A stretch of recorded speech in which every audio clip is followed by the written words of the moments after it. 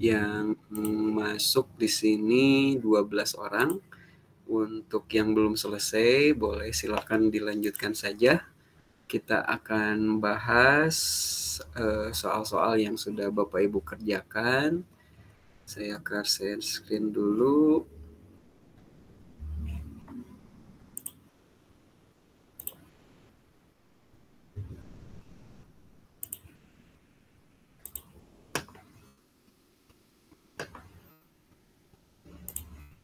Ya, ini Bapak Ibu untuk ringkasannya ada 12 jawaban yang masuk. Untuk rata-rata ada di 19 poin. Kemudian di sini rentangnya 11 sampai 25, skor yang paling besar ada di 25, di nilai tengahnya ada di 20. Nah, ini pertanyaan yang sering terlewatkan karena Bapak Ibu lagi-lagi di soal ini banyak pengecohnya ya. Jadi nanti kita akan bahas lebih lanjut. Ya, oke. Bapak Ibu kita akan bahas per nomor. Ini yang pertama. Nah, ini. Nomor 1, ini pertanyaannya, ini sudah banyak yang betul. Diketahui total barang yang dijual pedagang baju, di situ ada ini ya, diagram lingkaran. Nah, di sini diketahui total barang yang dijual pedagang baju adalah 302. Jika baju dibentuk dalam diagram lingkaran, berapa baju anak? Pertanyaannya adalah baju anak. Nah, ini Bapak Ibu saya yakin juga sudah paham. Tinggal dihitung ada persentasenya, jawabannya adalah 66 baju. Jawabannya C, 10 orang menjawab dengan benar. Sip ya, aman ya? Dikasih jempolnya Bapak Ibu kalau sudah aman.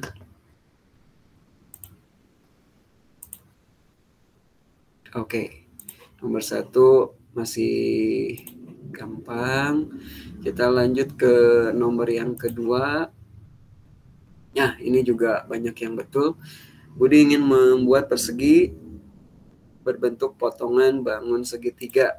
Kemudian di sini Budi ingin membentuk persegi dengan menggabungkan bangun-bangun seperti pada gambar dengan tanpa bertumpuk. Banyak bangun yang diperlukan adalah, jadi tinggal segitiganya diatur, kita hitung ada 12 segitiga. Ini juga tidak bermasalah.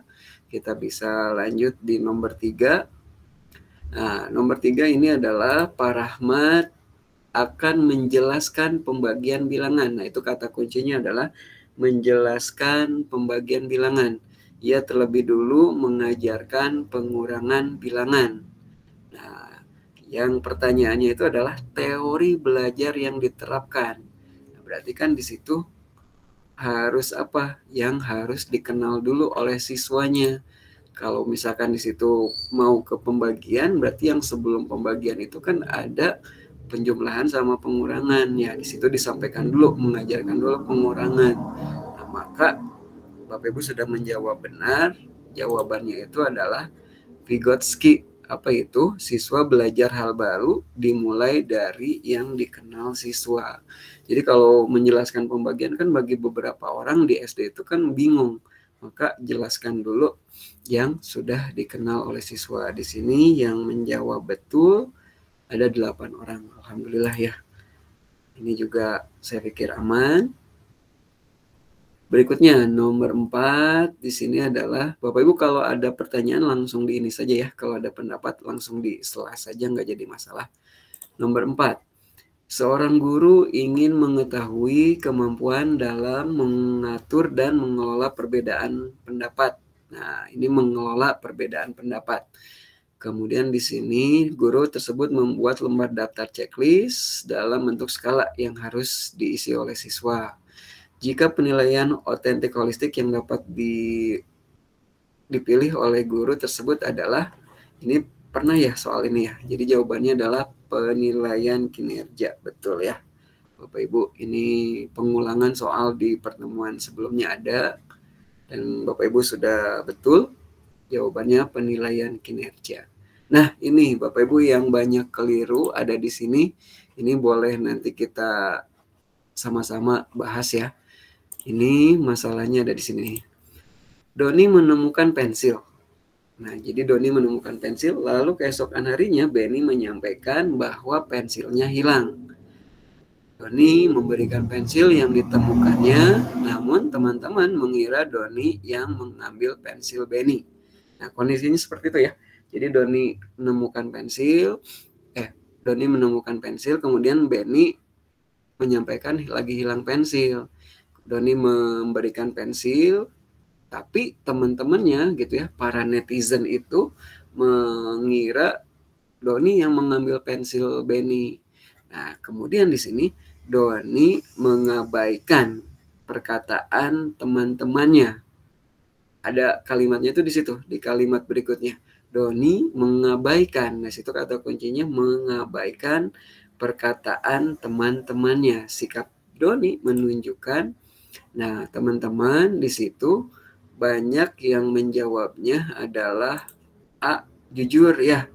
Nah, sebetulnya memang Doni jujur dalam artian dia nemu pensil, Benny hilang pensil, dia kembalikan. Itu kan nilai-nilai jujur, kejujuran. Nah, tapi yang paling utama itu ada di kalimat yang keduanya. Di situ Doni mengabaikan gitu, dalam artian mengabaikan itu tidak menghiraukan apa yang disangkakan oleh teman-temannya. Jadi kan teman-temannya menyangka Doni yang mengambil pensil itu, padahal kan enggak. Tapi Doni di situ sikapnya adalah mengabaikan teman-temannya itu. Dalam artian dia ya sudahlah, mungkin ada salah paham, dia tidak sampai bereaksi berlebihan, dia mengabaikan saja. Nah, apakah sabar? Bisa jadi juga sabar.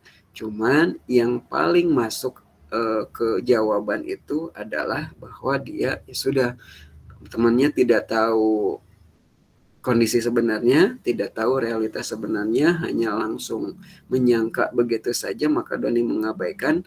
Lebih pas itu adalah pemaaf. Nah, jadi jawabannya itu adalah pemaaf. Gimana menurut Bapak Ibu? Boleh untuk didiskusikan untuk nomor ini. Ini karena pengecohnya banyak nih berhasil di sini. Silakan Bapak Ibu untuk yang nomor 5 untuk masalah yang ini. Ada yang mau berpendapat, boleh dipersilakan.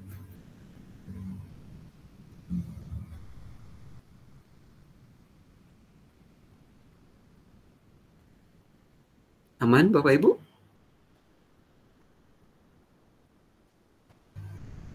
Jadi untuk tipsnya ketika kita baca soal, gimana Pak? Aman Pak, aman. Ya, ketika kita baca soal, baca secara komprehensif gitu ya, secara keseluruhan gitu. Kadang kita terjebak di kalimat yang pertamanya itu gitu. Oke, kita lanjut lagi di nomor 6. Nah, ini hampir rata nih. Ini kita akan jadi bahasan juga. Ya, berikut ini adalah tantangan yang dihadapi dalam era globalisasi abad ke-21. Nah, tantangan era globalisasi itu kata kuncinya. Dalam bidang sosial budaya yang ditanyakan kecuali. Berarti ditanyakan itu adalah yang salahnya, yang kecualinya. Nah, kalau yang A, sikap individualisme, itu kan terjadi ya. Berarti iya. Yang ditanyakannya iyahnya itu. Kemudian ada jawaban yang berikutnya, itu adalah terjadinya keseragaman budaya. Itu. Kemudian adanya perubahan dalam pola kerja, sosial budaya ya, ini masuk juga. Kemudian yang ketiganya ini adalah negara besar atau maju memegang kendali negara berkembang atau imperialisme budaya. Dan yang itu adalah keterbukaan yang lebih tinggi. Ini jawabannya itu hampir rata semua, dan Bapak Ibu banyaknya itu di jawaban B dan C. Nah, ternyata karena ditanyanya kecuali, itu adalah terjadinya keseragaman budaya. Gitu, itu yang paling pas gitu ya, kecualinya, karena di situ ada pertanyaannya kecuali. Nah, kenapa yang C bukan itu? Perubahan dalam pola kerja bisa jadi. Kenapa? Contoh misalkan ketika kita sedang COVID aja gitu ya, kita kan ada perubahan pola kerja dengan Zoom meeting misalkan, atau dengan Google Meet dan lain sebagainya, termasuk dalam era globalisasi itu. Maka di situ bidang sosial budayanya masuk. Nah, yang ditanyakan itu adalah kecualinya. Jadi yang tidak di situnya, berarti jawaban yang paling pas itu adalah B, yaitu terjadinya keseragaman budaya. Seperti itu, Bapak Ibu. Ada yang mau didiskusikan untuk nomor ini? Karena ini hampir rata nih jawabannya. Semuanya ada yang menjawab A sampai E. Kalau tidak ada, saya lanjutkan. Bapak Ibu nanti langsung saja ya. Kalau ada yang mau komentar, ada ngasih pendapat, dipersilakan. Berikutnya, waktu pelajaran Bu Heni mengingatkan siswa untuk membersihkan kelas. Namun setelah praktek masih banyak siswa yang meninggalkan karton, kertas berserakan. Budi yang duduk paling akhir mengutip semua itu, jadi ngambilin nih. Berarti Bu Heni sudah menerapkan nilai apa? Gitu ya. Jadi kan harus dibersihkan lagi karena sudah selesai praktek. Berarti di sini bentuknya adalah tanggung jawab. Betul ya? Ini jawaban betulnya sampai 10 orang. Berarti sudah aman. Saya lanjut. Berikutnya adalah kerasnya. Nomor 8, pengaruh nilai-nilai budaya global sejalan dengan proses modernisasi. Masyarakat tentu saja menimbulkan masalah-masalah sosial. Adapun masalah sosial, yang ditanyanya masalah sosial ya, yang timbul sebagai dampak negatif. Kecuali lagi ini. Nah, tapi Bapak Ibu tidak terkecoh di sini. Jawabannya betul, di situ adalah masuknya budaya asing menambah hasanah budaya nasional. Berarti kan itu sebetulnya sisi positif ya, karena ditanyanya kecuali. Tapi di sini alhamdulillahnya Bapak Ibu tidak terkecoh, jawabannya 10 orang benar. Aman. Berikutnya, nah ini total 100% jawabannya betul.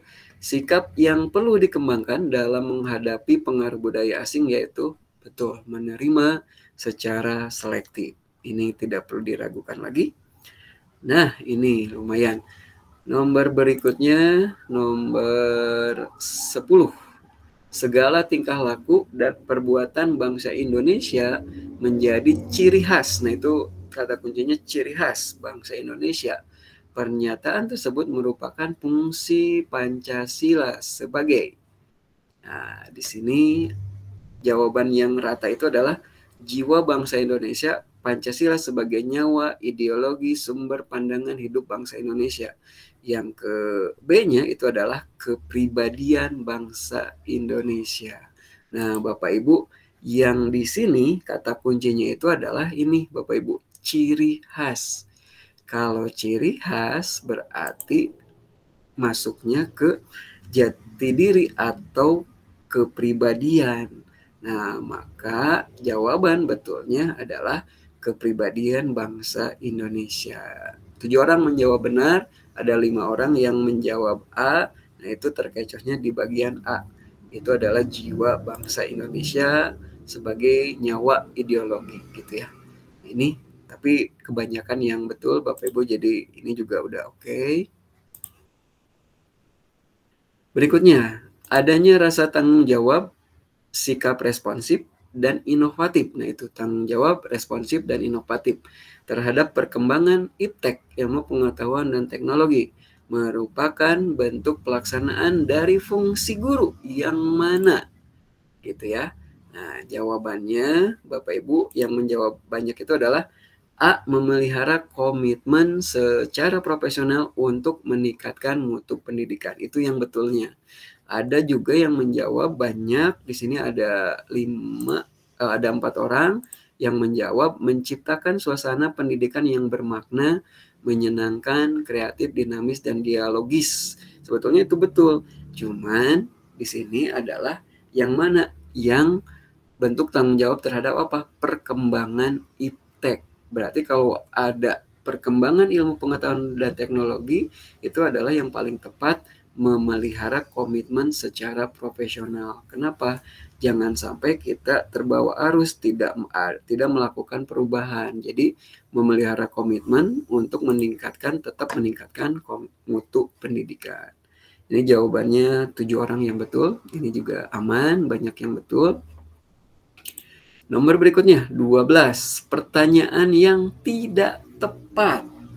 Bapak Ibu ya, ini di sini yang ditanyakannya itu adalah yang tidak tepat, berarti yang salahnya berkaitan dengan penilaian sikap. Nah, di situ yang A, hasil observasi oleh pendidik selama 1 semester selama proses pembelajaran dan di luar proses pembelajaran merupakan sumber informasi utama, sedangkan penelitian diri dan penilaian antar teman merupakan informasi penunjang. Kemudian di sini yang B, hasil penilaian pencapaian sikap oleh pendidik disampaikan dalam bentuk predikat. Sedangkan hasil penilaian oleh satuan pendidikan dilaporkan dalam bentuk predikat dan atau deskripsi. Nah, kemudian yang C, catatan hal-hal positif yang menonjol dalam jurnal digunakan untuk menguatkan perilaku positif, sedangkan perilaku negatif digunakan untuk pembinaan.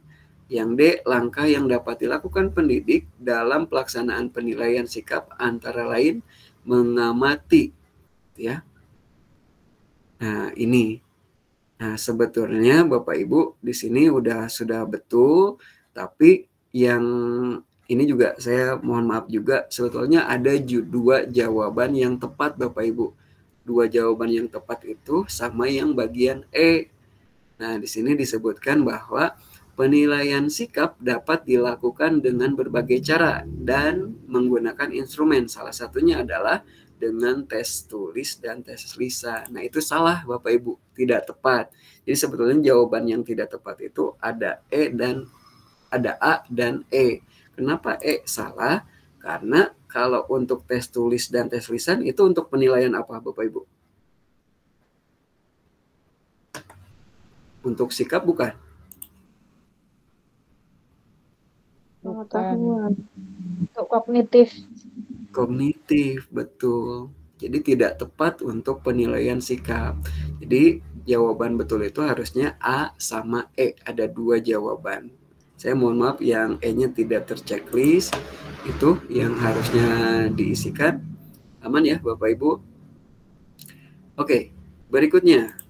Nomor 13. Tugas di sekolah, di rumah, dan lingkungan sosial silih berganti. Satu tugas belum selesai dikerjakan, tugas berikutnya sudah menunggu. Dalam situasi seperti ini, bagaimana reaksi Anda? Nah, Bapak Ibu, sebetulnya ini yang tadi, yang situasi itu, yang STJ, Situational Judgment Test. Nah, ini Bapak Ibu seperti ini, contoh kasusnya kayak gini. Jadi, akan diberikan situasi, terus Bapak Ibu akan milih yang mana. Nah, alhamdulillah Bapak Ibu sudah banyak yang memilih yang bagian E, ini sampai 9 orang. Yang E itu adalah saya bekerja dengan cepat, semua tugas terselesaikan sepenuhnya dengan tuntas sesuai rencana dan waktunya. Nah, ini Bapak Ibu yang nomor 13 ini salah satu bentuk contoh yang SJT gitu ya. STJ, Situational Judgment Test. Bentuknya salah satunya kayak gini. Jadi Bapak Ibu ini sudah oke. Nomor 13 kita lanjut. Menurut saya, gambaran ideal seorang guru, berarti guru yang ideal ya. Jawaban yang betul, Bapak Ibu juga sudah banyak yang betul. Ini ada 8 orang, yaitu melaksanakan tugas secara mandiri maupun kolaborasi sesuai aturan yang berlaku, deskripsi pekerjaan dan tanggung jawabnya agar tujuan sekolah lebih terarah dan terukur kinerjanya. Oke, betul ini. Berikutnya, sintak model discovery learning. Di situ ada ininya, ada fase-fasenya, ada sintaknya, diurutkan, dan ternyata alhamdulillah 100% ini jawabannya benar. Jadi tidak perlu dibahas lebih lanjut. Berikutnya, nomor 16. Nah, ini juga Bapak Ibu, ini situational judgment test juga ya. Ini jadi sudah dimasukkan. Saya adalah orang yang menjunjung tinggi apa yang telah menjadi prinsip, yang saya katakan. Seandainya saya menerima sebuah tugas yang tidak sesuai dengan prinsip saya, hal yang saya lakukan adalah, nah ini pilihan Bapak Ibu. Di sini jawabannya adalah betul yang E, mengungkapkan dan mendiskusikan pikiran dan perasaan itu dengan pimpinan. Gitu ya. Nah, di sini ada yang menjawab juga yang B sama C, memendam perasaan. Nah, kadang memendam perasaan itu nggak bagus juga gitu ya Bapak Ibu semuanya. Nah, tapi di sini banyak yang menjawab sampai 10 orang, mengungkapkan, mendiskusikan. Jadi apapun ketika terjadi sesuatu, yang paling penting itu adalah komunikasi. Berarti kita bisa mengungkapkan dan mendiskusikan dengan pimpinan. Ini sudah aman juga. Berikutnya, nah ini rata nih.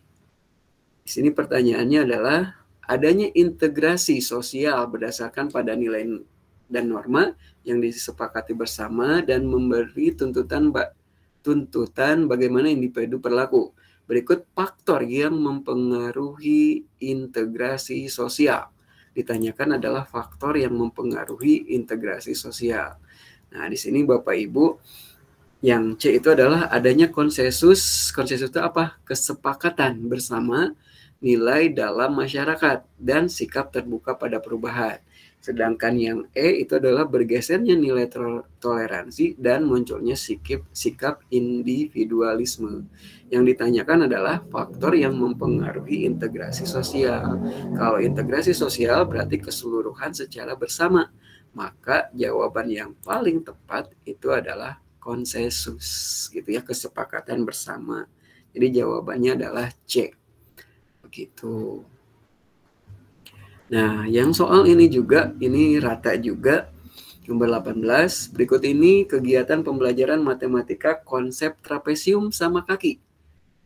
Tahap visualisasi. Nah, Bapak Ibu, kata kuncinya adalah visualisasi.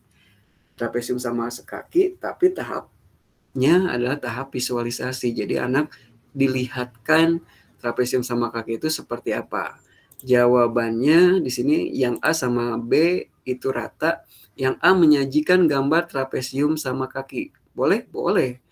Yang B membawa contoh bangun trapesium sama kaki. Visualisasi nih dua-duanya. Yang satu menyajikan gambar, yang dua itu membawa contoh bangunnya yang berbentuk trapesium sama kaki. Nah, sebetulnya dua-duanya visualisasi. Cuman Bapak Ibu, ketika kita mengenalkan konsep awal, itu yang paling bagus yang mana? Menurut Bapak Ibu, yang A apa yang B? Dalam bentuk gambar atau contoh nyata, benda nyatanya? Bapak Ibu, untuk mengenalkan konsep nih. Dua-duanya juga visualisasi gitu ya, gambar dan contoh bangun juga visualisasi dua-duanya. Tapi yang paling pas itu yang mana Bapak Ibu, menurut Bapak Ibu? Benda nyata. Ya, yang B, betul ya. Yang B itu karena kalau gambar itu anak juga kan melihat gambarnya. Tapi kalau misalkan dia berupa benda atau model, itu anak selain bisa lihat juga bisa merasakan. Nah, itu yang memang kita cari mana yang paling tepat. Next, berikutnya nomor 19. Nah, ini banyak yang betul. Memahami karakteristik siswa. Nah, karakteristik siswa itu adalah kata kuncinya dari aspek fisik, moral, sosial, emosional, dan intelektual, termasuk dalam kompetensi. Nah, berarti kalau karakteristik siswa itu, kompetensinya yang mana? Yaitu pedagogik ya Bapak Ibu ya. Jadi kita ulang sekali lagi, pedagogik itu adalah kompetensi untuk mengenal karakteristik siswa, menyampaikan pembelajaran, itu pedagogik. Kalau kepribadian itu karakter kita, pribadi kita, baik di lingkungan sekolah ataupun di luar. Kalau sosial itu adalah bagaimana kita berhubungan dengan baik dengan rekan guru, dengan orang tua ataupun dengan siswa. Kalau profesional itu adalah sesuai dengan bidangnya masing-masing. Ibu, Bapak matematika berarti profesionalnya adalah berhubungan dengan bidang matematika. Jadi yang paling tepat itu adalah pedagogi, gitu ya. Berikutnya, nah ini udah betulnya banyak. Nah ini Komunikasi dengan orang tua, ini masih nyambung sih ya sebetulnya dengan yang tadi. Komunikasi dengan orang tua peserta didik dan masyarakat secara santun. Berarti kan hubungan dengan banyak orang, baik orang tua maupun masyarakat.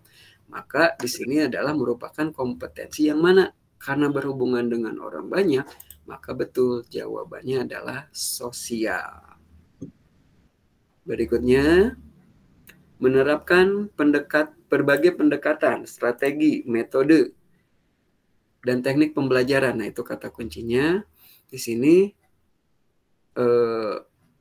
kemudian juga mengintegrasikan teknologi merupakan kompetensi inti pedagogik pada aspek yang mana? Ada strategi, metode, berarti di situ kan apa? Pembelajaran kan ya. Kalau pembelajaran berarti di sini adalah B, penguasaan pada teori belajar dan prinsip-prinsip pembelajaran. Oke, ini sudah banyak yang betul, aman. Nah, ini kita bahas yang ini nih. Yang bukan, pertanyaannya adalah yang bukan merupakan indikator guru mampu memanfaatkan hasil penilaian. Itu. Dan evaluasi untuk kepentingan pembelajaran ditandai dengan satu, yang A itu memanfaatkan hasil refleksi untuk perbaikan. Oh iya, oke. Ini maaf ya Bapak Ibu, ada salah kunci. Kalau memanfaatkan hasil refleksi itu betul ya di sininya. Yang Bapak Ibu banyak ini. Oh oke, Bapak Ibu maaf. Jadi jawaban yang betulnya memang A, Bapak Ibu. Kenapa yang A? Karena yang A itu yang dimanfaatkannya adalah hasil refleksi ya, bukan hasil penilaian. Gimana Bapak Ibu? Yang nomor ini. Jadi banyak terkecohnya. Sebetulnya kalimatnya itu benar gitu ya, memanfaatkan hasil refleksi untuk perbaikan pengembangan pembelajaran dalam mata pelajaran yang diampu. Sebetulnya benar ya. Tapi kenapa? Kenapa jawabannya yang A? Ada yang tahu Bapak Ibu?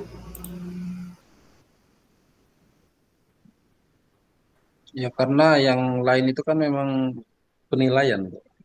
Ya, yang lain itu penilaian. Di soalnya penilaian. Di A jawaban itu adalah hasil refleksi ya, bukan hasil penilaian.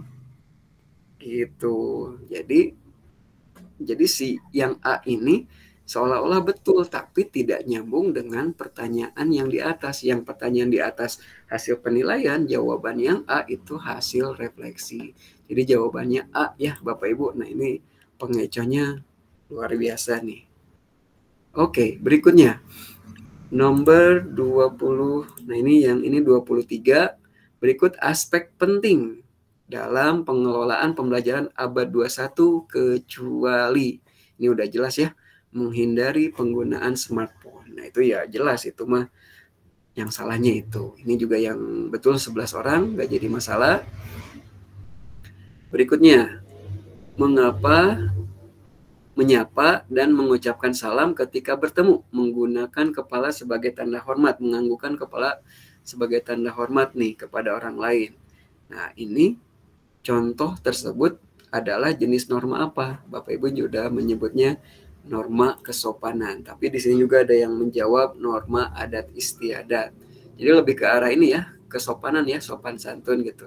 Mengucapkan salam, kemudian juga mengangguk gitu ya ketika hormat kepada orang lain. Nah ini sebetulnya lebih ke arah sopan santun. Jadi aman gitu ya. Berikutnya kita lihat yang ini. Nah, ini juga situational judgment test nih Bapak Ibu.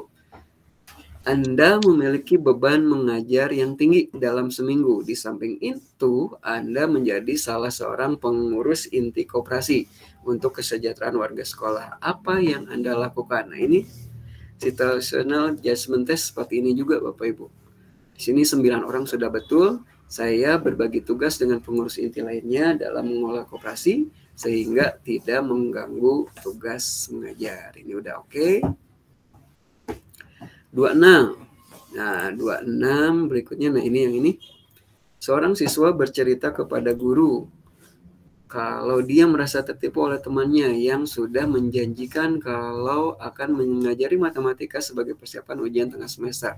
Tapi pada hari yang telah disepakati temannya tidak datang dengan alasan urusan mendadak. Siswa tersebut merasa kecewa karena temannya tidak menepati janji hingga nilainya menjadi jelek. Walaupun sebelumnya keduanya bersahabat, saat ini mereka tidak saling tegur sapa. Jika seandainya Anda adalah mendapat cerita tersebut, apa yang Anda lakukan? Nah, ini sudah betul sampai 9 orang. Jawabannya adalah memfasilitasi pertemuan di antara keduanya untuk membangun saling kesepahaman mengenai masalah tersebut dan jalan penyelesaiannya. Ini juga SJT, Bapak Ibu. Ini sudah aman. Kayaknya Bapak Ibu di SJT udah ini ya, karena berhubungan dengan Bapak Ibu sehari-hari, dengan tugas Bapak Ibu sehari-hari.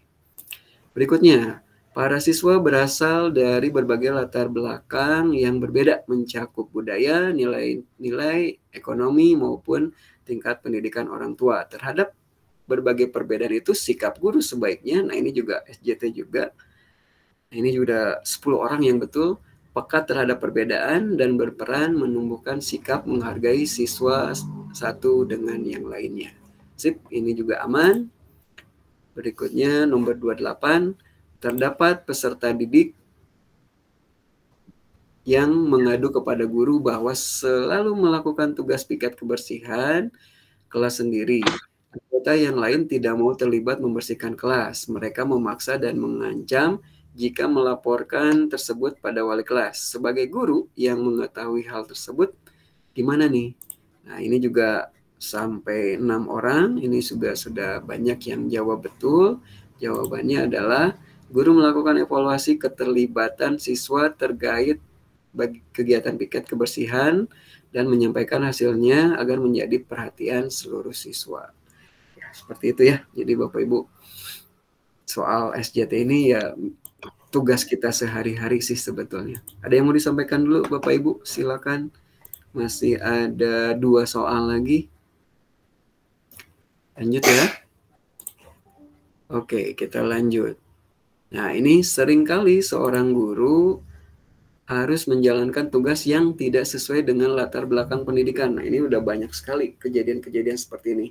Apa tanggapan Anda bila menerima tugas seperti ini? Nah, berarti kita betul jawabannya nih, yang E. Menjalankan tugas dan menganggap sebagai kesempatan untuk belajar pada bidang yang belum pernah saya geluti. Nah, ini seharusnya seperti ini, gitu ya.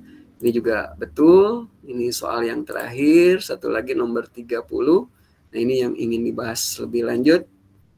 Nomor 30 adalah gini. Seorang siswa kedapatan membawa handphone ke sekolah. Padahal sekolah sebenarnya sudah memberikan tulisan peringatan serta aturan. Ada aturannya nih. Tidak membawa handphone ke sekolah. Sebagai guru berkewajiban memberikan pendidikan. Bagaimana Anda menanggapi permasalahan tersebut? Banyak yang menjawabnya yang A. Yang A itu gini. Memanggil siswa dan menasehatinya agar tidak membawa handphone ketika di lingkungan sekolah karena akan mengganggu konsentrasi belajarnya. Sedangkan yang B, apabila mengetahui siswa yang membawa handphone, segera menyampaikan hal ini kepada wali kelas serta guru bimbingan dan konseling untuk memperoleh penanganan lebih lanjut. Nah, seperti ini. Bapak Ibu banyak yang menjawabnya A dibandingkan yang B. Oke, ini jadi bahan diskusi kita. Silakan Bapak Ibu boleh untuk komentar untuk pertanyaan yang ini, persoalan yang ini.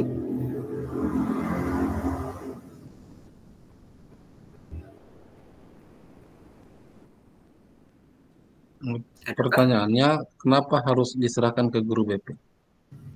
Wali kelas, Pak. Wali kelas dulu, Wali kemudian kelas. guru.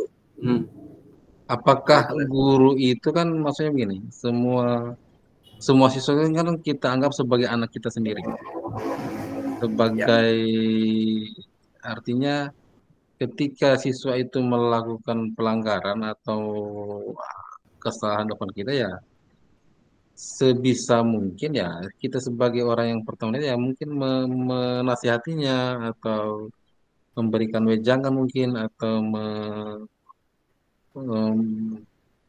ya membimbing, memberitahu yang harus seperti apa dilakukan. Karena kan kalau kita apa ya, seakan-akan kita acuh gitu terhadap ini. Kalau seperti kalau langsung menyerahkan ke wali kelas atau mungkin guru BP. Mungkin begitu kalau menurut saya. Ya Pak. Oke, terima kasih Pak Mus. Bu Evi silakan. Terima kasih kesempatannya. Karena saya pernah punya pengalaman dan sampai saat ini tetap menjadi wali kelas, jadi benar kunci jawaban itu. Karena kalau guru mapel itu berwenang terhadap mapelnya tersendiri. Kalau udah berurusan dengan tata tertib sekolah, maka harus dikembalikan ke orang tua wali murid itu masing-masing. Nah, sementara kan wali murid yang ada di sekolah itu adalah wali kelasnya seperti itu. Jadi dikembalikan ke wali kelasnya agar memberikan teguran seperti itu. Terima kasih. Ya, oke. Terima kasih Bu Evi. Ada lagi Bapak Ibu yang lain?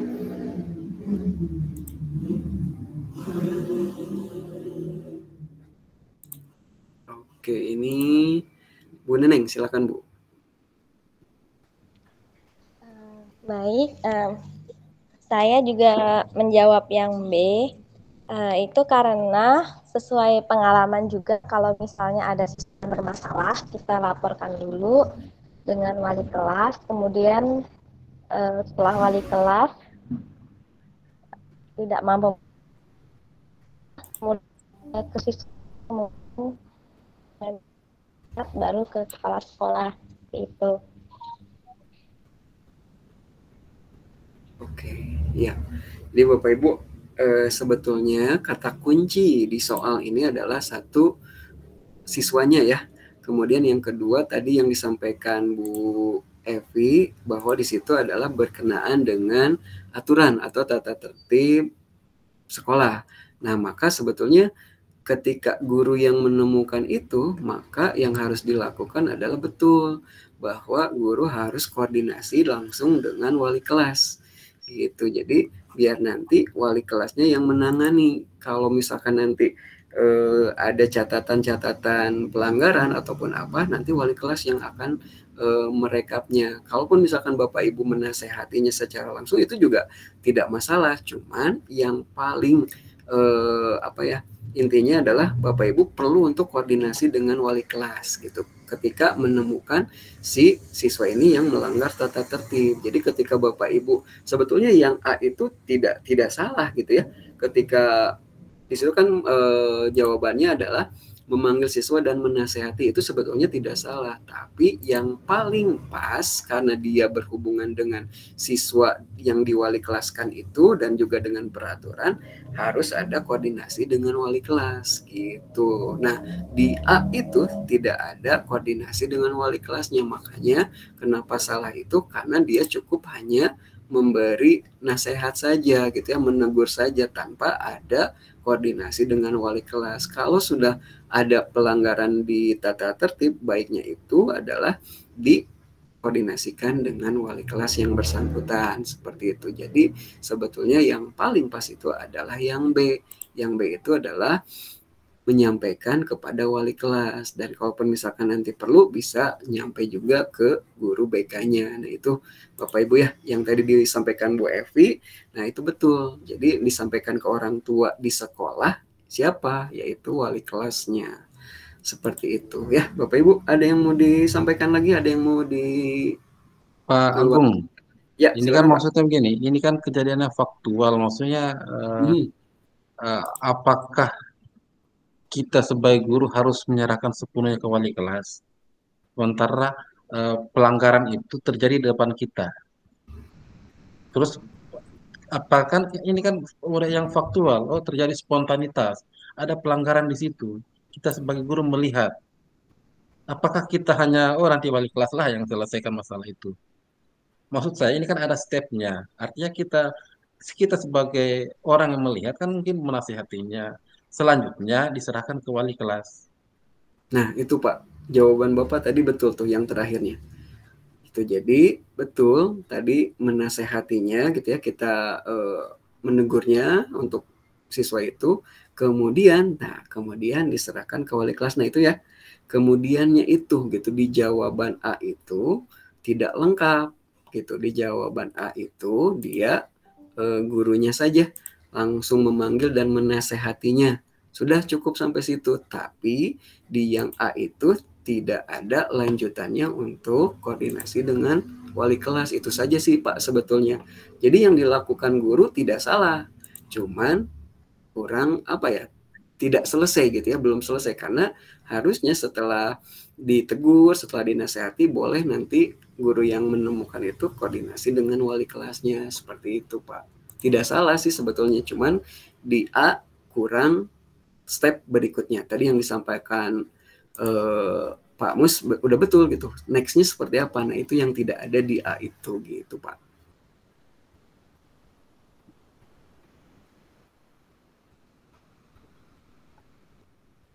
Ada lagi Bapak Ibu? Boleh silakan, nggak apa-apa, nggak jadi masalah.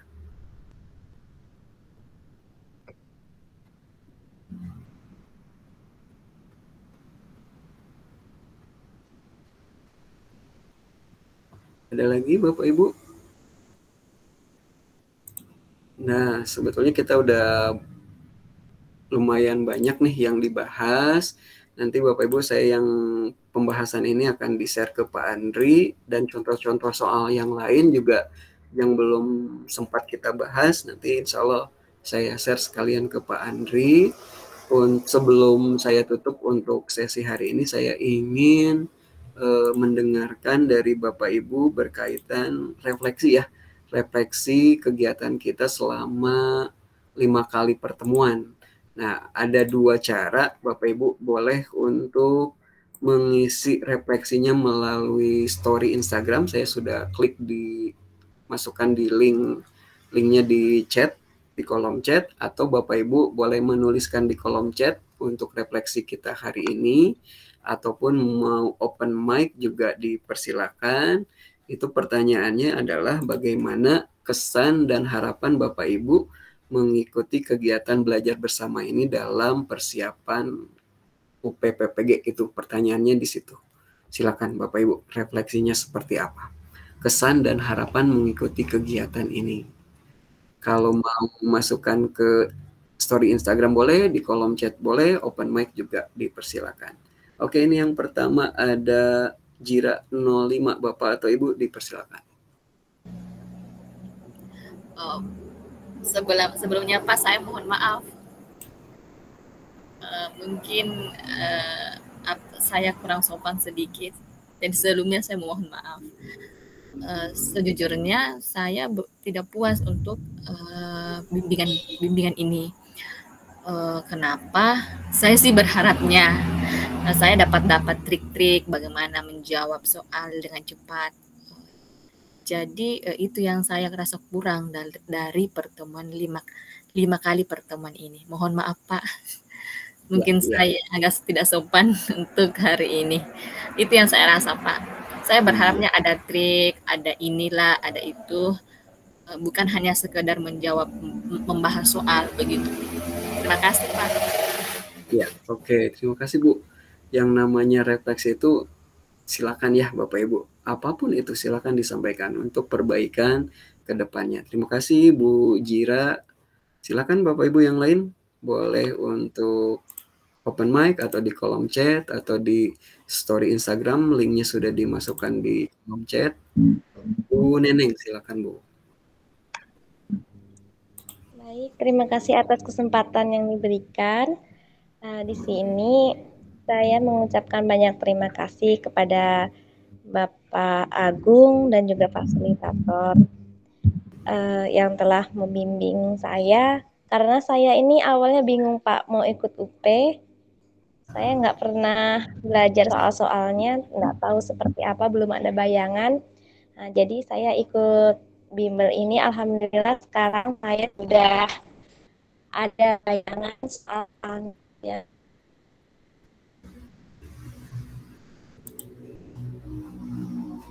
Sudah Bu? Bapak, semoga saya dan teman-teman bisa lulus UP Pak. Amin, amin, amin. Iya. Dan Terima mohon kasih. maaf kalau misalnya ada kata-kata yang salah. Terima kasih Pak. Itu aja. Ya, terima kasih Bu Neneng. Berikutnya Pak Mus, silakan Pak Mus. Baik, terima kasih Pak Agung atas ilmu yang diberikan walaupun mungkin waktunya sangat singkat. Walaupun itu Pak Agung tentunya sudah berusaha semaksimal mungkin. Mungkin kalau menurut saya Pak begini, mungkin sudah banyak apa namanya bentuk soal yang Pak Agung berikan. Hanya mungkin ini pendapat pribadi Pak, mungkin bisa diterima, boleh kalau diabaikan juga boleh nggak apa-apa. Kalau mungkin menurut Pak Agung itu bermanfaat ya mungkin bisa dipertimbangkan. Mungkin dari cara ngajarnya Pak, kan begini, kan ini untuk persiapan UP nanti kan sudah ada kisi-kisinya. Kalau menurut saya sebaiknya kalau mungkin ke depannya kalau mungkin ini yang dibahas itu kisi-kisi loh, misal kisi-kisi nomor sekian. Oh begini loh bentuk bentuk soalnya. Nah artinya mungkin dari model seperti itu mungkin kami bisa mencari bentuk soal yang seperti itu. Ya mungkin kendalanya ya susah lah, mungkin saya paham susah memilah yang kisi-kisi ini atau memprediksi kisi-kisi nomor sekian itu soalnya seperti ini loh. Mungkin seperti itu Pak. Mungkin memilah dari tiap kisi-kisi itu membedah eh, jenis soalnya seperti apa untuk kisi-kisi nomor satu misalkan kan itu di kisi-kisi sudah ada model apa ya misalkan tentang model pembelajaran teori tentang teori belajar. Oh kalau teori belajar ini model soalnya mungkin seperti ini. Ya, mungkin begitu Pak dari saya. Makasih. Ya, terima kasih Pak Mus. Betul ya, pas waktu pertemuan pertama dan kedua itu ada ininya ya, ada saya sertakan kisi-kisinya yang mana gitu ya. Ke selanjutnya ke 3, 4, 5 itu hilang gitu ya si kisi-kisinya. Ya, terima kasih untuk masukannya. Berikutnya Bu Sani. Terima kasih atas kesempatan. Sebelumnya saya mau mengucapkan banyak terima kasih kepada Pak Agung yang sudah berbagi pengalaman, berbagi refleksi saya. Saya ini pelan ketika menerima membahas materinya, kemudian berkata-kata seperti itu. Saya lebih cenderung ketika belajar seperti ini, saya berharap ketika ada